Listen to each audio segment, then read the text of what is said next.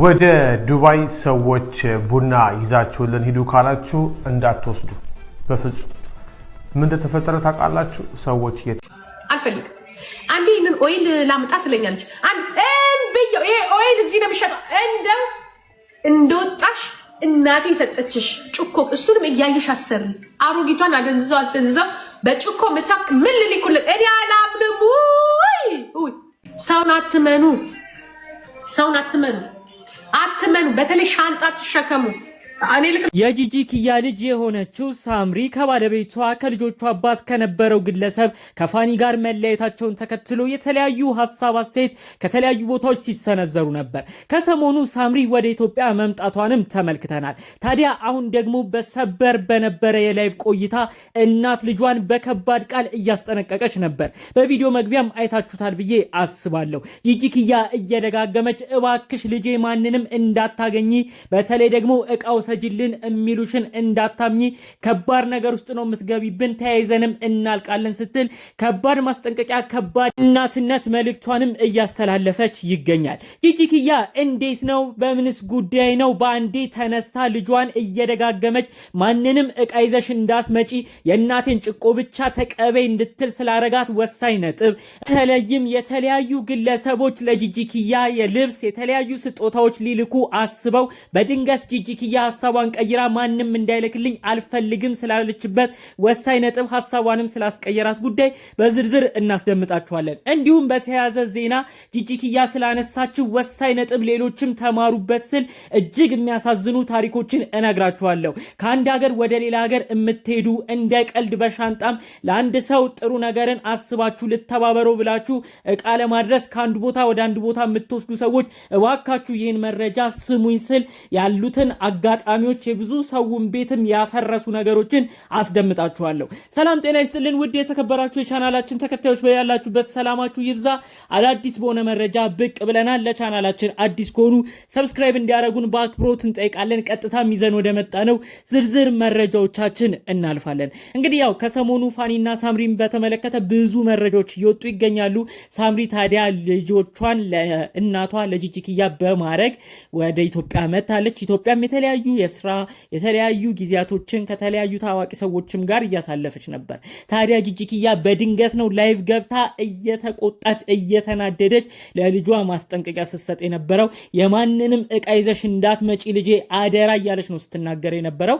እንዲሁም ከዚህ በፊት እቃ ሊልኩላት ያሰቡትን ሰዎች ጭምር ስማቸውን በመጥቀስ ከማንም ጋር እዛ ቦታም ሄደሽ እቃ እንዳታመጪ በምንም አይነት ጉዳይ በሻንጣ ከኢትዮጵያ የሚመጣ እቃ ይዘሽ እንዳትመጪ ተያይዘን ገደል እንዳንገባ እያለች ነው ስትናገር የነበረው። ብዙዎች ይህን ነገር በመመልከት ምንድነው አዲስ የተፈጠረ ነገር አለ ወይ ለምንድነው እናት በዚህን ያህል ደረጃ ልጇንስ ማስጠንቀቅ የፈለገችው እያሉ ሲጠይቁ ነበር። ጂጂ ኪያ እንግዲህ የእናቷን ጭቆ ብቻ ይዛ እንድትመጣ ነው ልጅቷን ስትነግራት የነበረው። የእናትየውንም ጭቆ ሌላ ሰው ምንም አይነት ነገር ሳይቀላቅልበት ከመጣልኝ ነው እንግዲህ እሱም ይዘሽ የምትመጪው አለበለዚያ ምንም ነገር እንዳታመጪ ስትል ነበረ። ጂጂ ኪያ ይሄን ነገር ያለችው ብዙ የባዕድ ነገሮች እየተቀላቀሉ የተለያዩ እጾች እየተቀላቀሉ ብዙ ኢትዮጵያኖች አሁን ላይ ጉድ እየሆኑ ነው።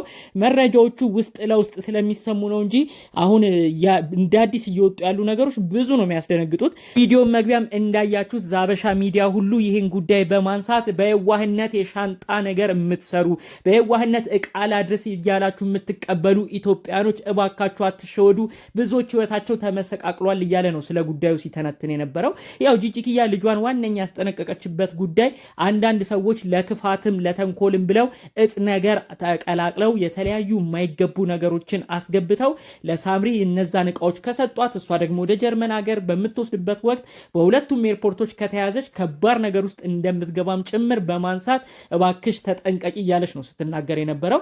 እንግዲህ ከዚህ በፊት ዛበሻ ስላሉት ነገሮች ገለጻ አድርጎ ነበር። እሱም የዩቲዩብ ቪዲዮም እየተመለከትነው ነበረ። በዱባይ አሁን ብዙ ሰው እየተሸወደ እንዳለ መረጃዎች እየተሰሙ ነው። በተለይ ከአዲስ አበባ ወደ ዱባይ የሚሄዱ ሰዎች ሰዎች ለሰው ጥሩ በማሰብ ሰውን እናግዝ እያሉ ሰዎች ዕቃ አደራ ሲሰጧቸው በተለይ ደግሞ ቡናዎችን ይዘው በሚሄዱበት ጊዜ ከባድ ችግር ውስጥ እየገቡ እንደሆነ ነው መረጃዎቹ የተሰማው። በቡናዎች ውስጥ የማያስፈልጉ ከባድ የሆኑ ደግሞ እጾችም ጭምር እየተቀላቀሉ የዱባይ ኤርፖርት ውስጥ ሲያዙ ከባድ ወንጀል እየሆነ ብዙ ሰው ህይወቱ እየተበላሸ እንደሚገኝም ነው ሰዎች ተጠንቀቁ ሲል ዛበሻ በደንብ ስለ ጉዳዩ ሲገልጽ ሲተነትን የነበረው ማለት ነው።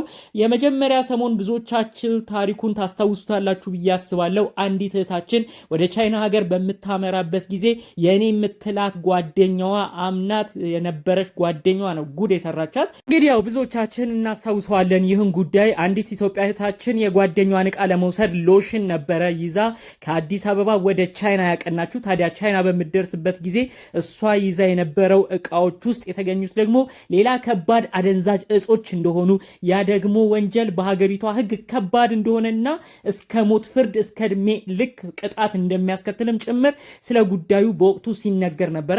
ብዙዎች በሁኔታው በመደናገጥ ሰው እንዴት ነው አንዱን ሊያምን የሚችለው?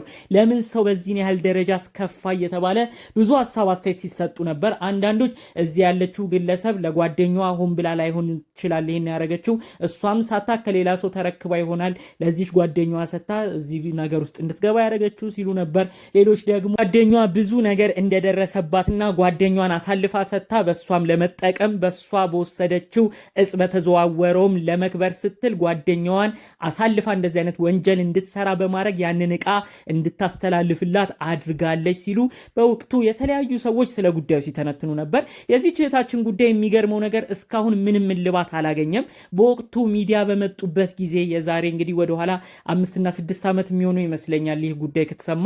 በወቅቱ እናትየው ሁሉ አላወቁም ነበረ። ከባድ ነገር ነበረ። እንግዲህ ልጃቸው ለሆነ ጉዳይ ወደ ውጭ እንደሄደች ብቻ ነው የሚያውቁት። ቤተሰብ ከመጨነቁ ብዛት ራሱ አልነገሯቸውም ነበረ። ታዲያ እንግዲህ እህታችን አሁን ምን አይነት ነገር ውስጥ ራሱ እንዳለች ግልጽ ሆኖ የሰማነው ነገር የለም።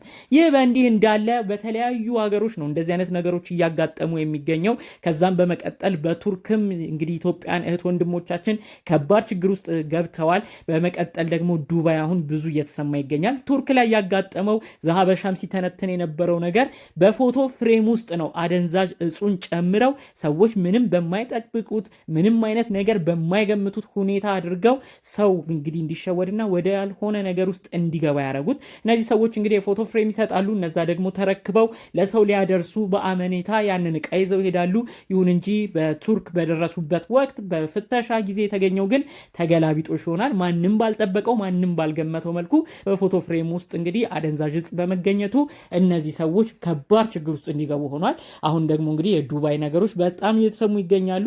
ስለዚህ እዚህ ጋር አንድ ነገር አጽንኦት ሰጥቶ መስማት ማዳመጥ ያስፈልጋል። በተለይ ይህንን መረጃ የምትሰሙ ግለሰቦች እናንተ በጥሩነት ብላችሁ እንዲሁም አንዳንዴ ደግሞ እንደዚህ የሻንጣ ስራዎች ዕቃ መውሰዶች ደግሞ በትንንሽ ክፍያዎች የሆነ ያህል ይሰራሉ። ብዙም የሚሰሩ ሰዎች አሉ። ስለዚህ እባካችሁ በዋህነትም አስባችሁ እንዲሁም የሆነች ገንዘብ ኮሚሽን እናገኝበታለን ብላችሁም አቅዳችሁ የምታረጉት ነገር የማይሆን ጣጣ ውስጥ ስለሚጨምራችሁ አንድ በተቻለ መጠን ከምታምኑት ሰው ብቻ ዕቃ መቀበል፣ ሁለተኛ ደግሞ የምታደርሱትን ዕቃ በተቻለ መጠን መመርመር እጅግ ያስፈልጋል ብለን እናስባለን። እርግጥ አንዳንዴ ደግሞ በዕቃነት ባህሪያቸው ባቀማመጣቸው ሁኔታ እያንዳንዱን በትነን ልናያቸው ማንችላቸው የተለያዩ ዕቃዎች ይኖራሉ።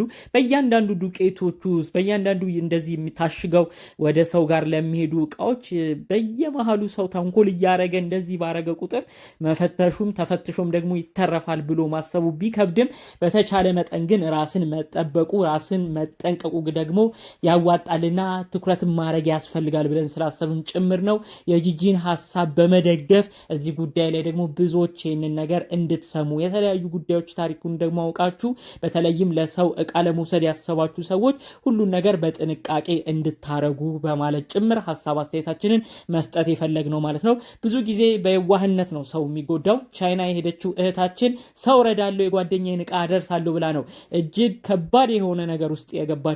እስከ ሞት የሚያደርስ ወንጀል ማለት በጣም ከባድ ነው።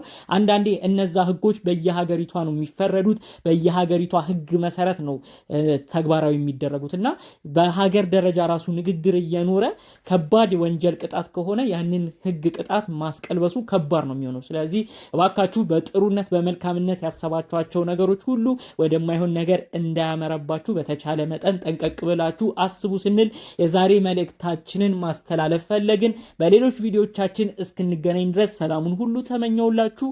ሰላም